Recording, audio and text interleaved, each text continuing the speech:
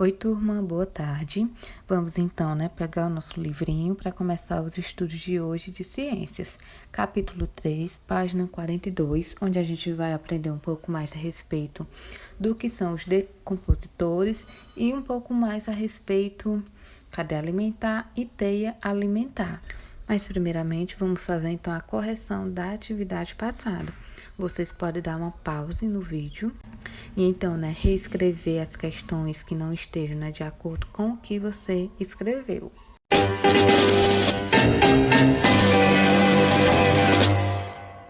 Iniciando então nossos estudos de hoje, vamos iniciar com a questão: o que são seres decompositores?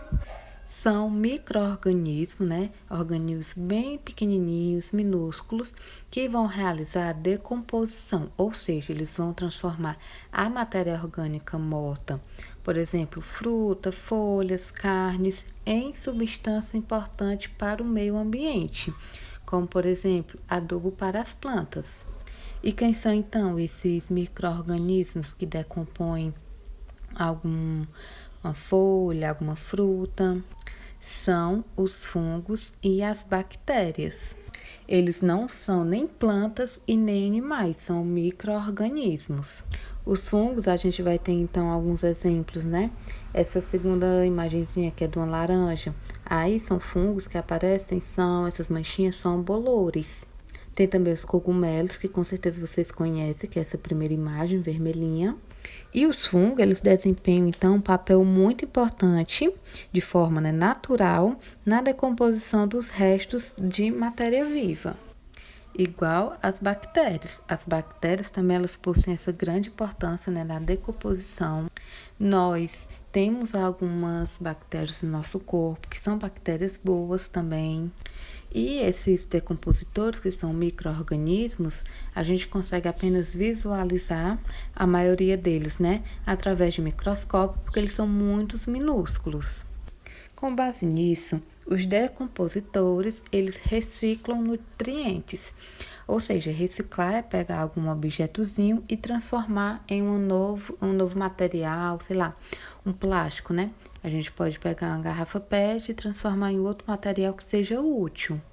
Então, os micro-organismos, os decompositores, quando um organismo morre, folha, frutos, cadáveres, os fungos e as bactérias, que são os decompositores, vão decompor essa matéria, esses organismos. Você já imaginou se todas as folhas e os frutos que caíssem no chão ficassem aí para sempre?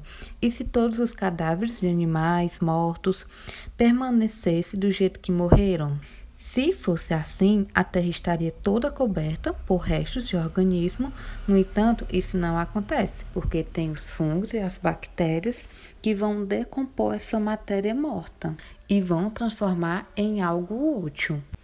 Então, qual vai ser o destino, desses restos, digamos assim, dos organismos mortos? Os decompositores, fungos e bactérias, vão aproveitar uma parte desses restos como um alimento para si mesmo. E também vai para o solo, vai servir de adubo para as plantas, pois contém nutrientes que são essenciais, para o desenvolvimento da plantinha, como a gente viu na aula anterior, que é o nitrogênio, fósforo e potássio. Diante disso, os micro-organismos, os decompositores, eles são muito importantes para o nosso planeta. Mais uma vez, atente-se ao conteúdo conforme o que está no livro, Eu pedi para vocês pegarem o livro para a gente ir acompanhando então a nossa aula. Diante disso, essa imagenzinha está presente na página 45 do livro de vocês. Essa imagem a gente identifica o quê? Uma cadeia alimentar, onde o capim, que é o produtor, serve de alimento para a capivara, que é o consumidor. Aí a capivara vai servir de alimento para a onça. Mas de que maneira os decompositores vão se encaixar nessa cadeia alimentar? Qualquer capim, capivara ou onça que estejam mortos, eles vão apodrecer sob a ação dos decompositores. E esse processo vai resultar, então, no solo, passar a conter importantes nutrientes para a planta. E aí vai começar tudo de novo. Por quê? Os nutrientes que são liberados no solo pelos decompositores, né, que pegaram os animais mortos e transformaram, né, em algo que seja importante, como nutrientes, né, para as plantinhas, vão favorecer então o crescimento dessa plantinha. Essa plantinha ela é o quê? Ela é um ser produtor e por meio então, né, da fotossíntese, ocorre isso, né, dessas plantas atuarem como produtores de alimento.